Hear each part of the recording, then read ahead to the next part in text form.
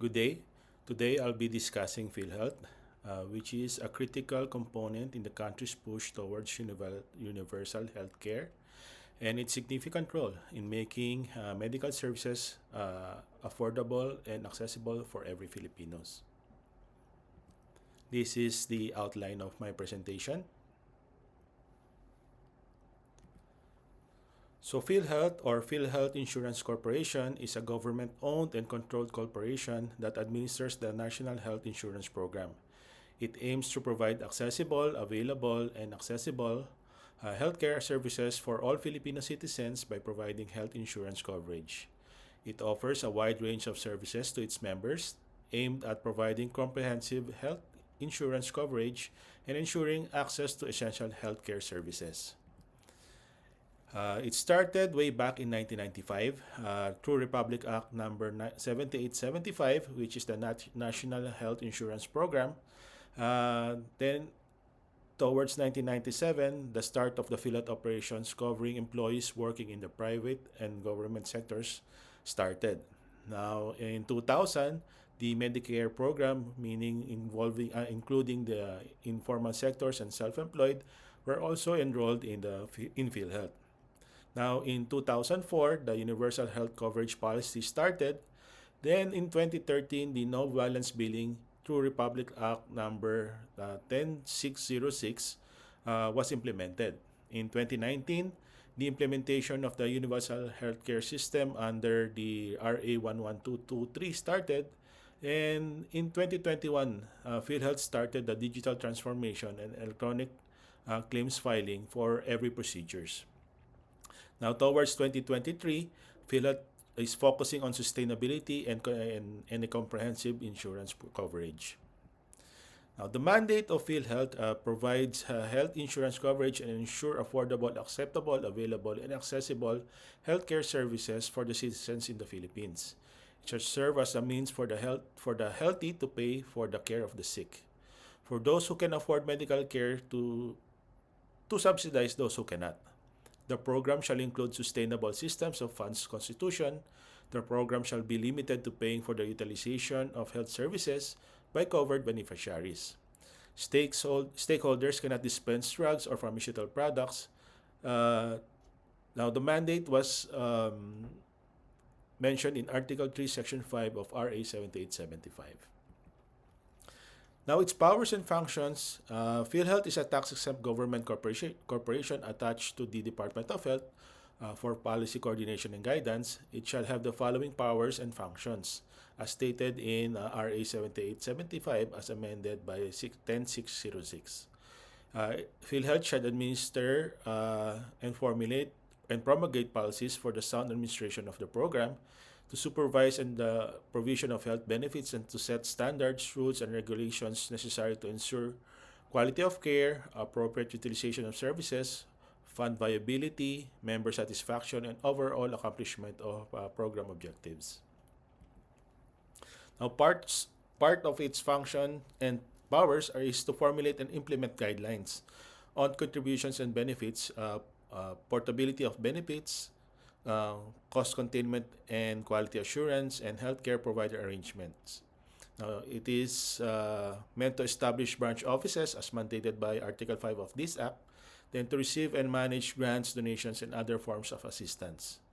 Uh, the corporation can be sued, and in return, it can sue also. Now, it is mandated also, a parts of its powers and functions is to acquire property, real and personal, which may be necessary or expedient for the attainment of the purposes of this act. Now, part of its powers and functions is to collect, deposit, invest, administer, and disperse the National Health Insurance Funds in accordance with the provisions of the Republic Act. It also has the power to negotiate and enter into contracts with healthcare institutions, professionals, and other persons, judicial or natural, regarding the pricing, payment mechanisms, designs, and implementations of administrative and operating systems and procedures, and delivery of health services in behalf of its members. It is authorized to authorize local health insurance offices to negotiate and enter into contracts in the name and behalf of the corporation with any accredited government or private sector, including but not limited to health maintenance organizations. It has also the power to determine requirements and issue guidelines for the accreditation of healthcare providers for the program in accordance with this act. Now, parts of its power is to visit, enter, and inspect facilities of healthcare providers and employers during office hours unless there is reason to believe that the inspection has to be done beyond office hours. It has the power to organize its office, fix the compensation of and appoint personnel as may be deemed necessary and upon recommendation of the president of the corporation. Another powers and functions is to submit to the Office of the Philippines and to both House of Congress its annual report, which shall contain the status of the National Health Insurance Fund. Part of its powers is to keep records and functions is to keep its records of operations for the corporations and investments of the National Health Insurance Fund, to establish and maintain an electronic database of its members, and to ensure its security and to facilitate efficient and effective services. Part of its power is to invest in the accreditation of corporation information technology systems also.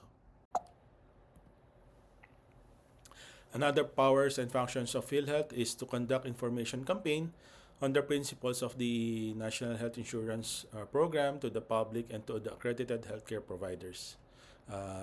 It has a power to conduct post-audit on the quality of services rendered by the healthcare providers. It has the power to establish an office or, when it's not feasible, designate a local person in every Philippine consular office in all countries where there are Filipino citizens. So PhilHealth is not only for the local, also for international. No? So powers and functions also is to impose interest and other surcharges of not exceeding 3% per month as may be fixed by the corporation in case of any delay in the remittance of contribution which are due within the prescribed period of an employer, whether public or private. It is to endeavor to support the use of technology in the delivery of healthcare services, especially in far-flung areas such as, but not limited to, telemedicine, electronic health record, and establishment of a comprehensive health database. Another power and functions is to monitor compliance by the regulatory agencies with the requirements of this act, to mandate the national agencies and LGUs to require proof of PhilHealth membership, to accredit independent pharmacies and retail drug outlets, to perform such acts as it may be appropriate for the attainment and objectives of the corporation and for the proper enforcement of the said act. Now, PhilHealth is affiliated with several organizations, namely your ISA, ASA, and your PhilSA. PhilHealth has a vision of bawat bawat miyembro protektado, kalusugan ng lahat sigurado. Its mission is benepisyong pangkalusugan, sapat at di kalidad para sa lahat, with mention of several core values such as your integridad, inobasyon, agarang serbisyo, taus-pusong paglilingkod, pagmamalasakit, angkop na benepisyo, panlipunang pagkakabuklod. PhilHealth has been composed of several board members, namely your DOH secretary. Then the rest are also appointed by the government.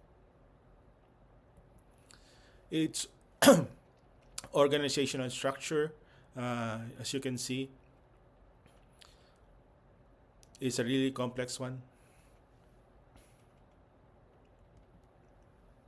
But like any other organization, PhilHealth also has its challenges. It's mentioned in this article, the challenges of the Philippine Social Health Insurance Program in the era of universal health coverage. Their objective is to quantitatively and qualitatively describe some of the challenges faced by PhilHealth in the era of universal health coverage. The results show that proportion of individual enrollees Poor exceeded the number assessed as being poor by 1 to 11 times in all LGUs evaluated. Interview revealed politically indigent individuals, meaning the enrollment of non-poor individuals as poor. Um, Several health centers were not receiving reimbursements due to structural and political.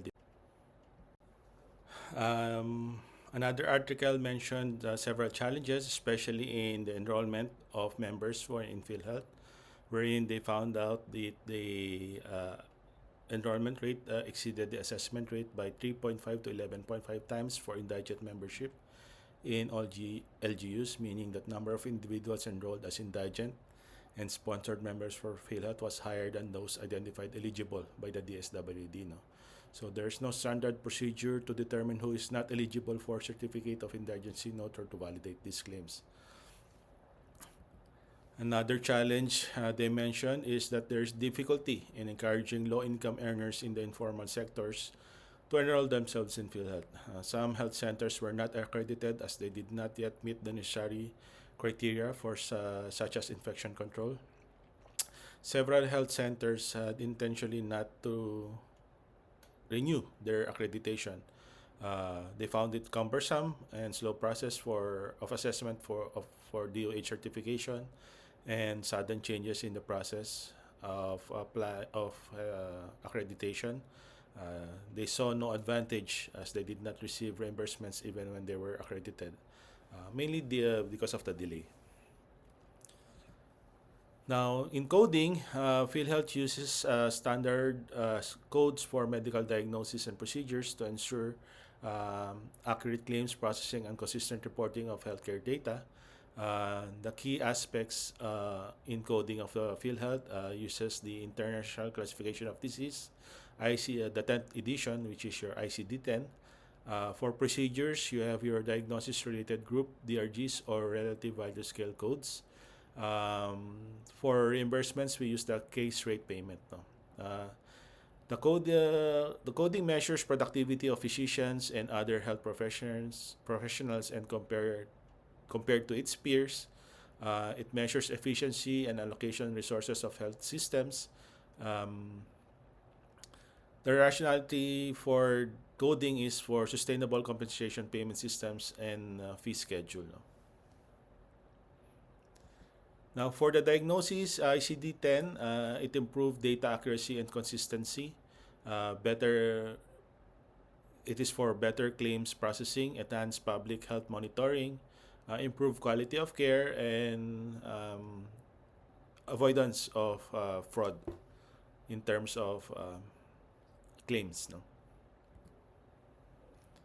Now, your RVS or your relative value scale, it's a valuation system that assigns relative value units to procedures, often linked to your current procedural terminologies to determine reimbursements amounts. No? Its role in PhilHealth is for standardization of payments, cost benchmarking, guidance for claims processing, prevention of overcharging, and policy development. Case rate payments are fixed rate or the amount that PhilHealth will reimburse for a specific illness or case. As of this recording, only 2 case rates payments are allowed for reimbursements per admission. However, some specialty procedures would only allow 1 case rate per procedure. Language, it's only available in English, at least in their website. PhilHealth is a Philippine government corporation, so only the Philippines is using it. And they have a working website. You have your www.philhealth.gov.ph, wherein members, doctors, accredited doctors, even centers, institutions can directly access the website for their purposes. So with that, thank you.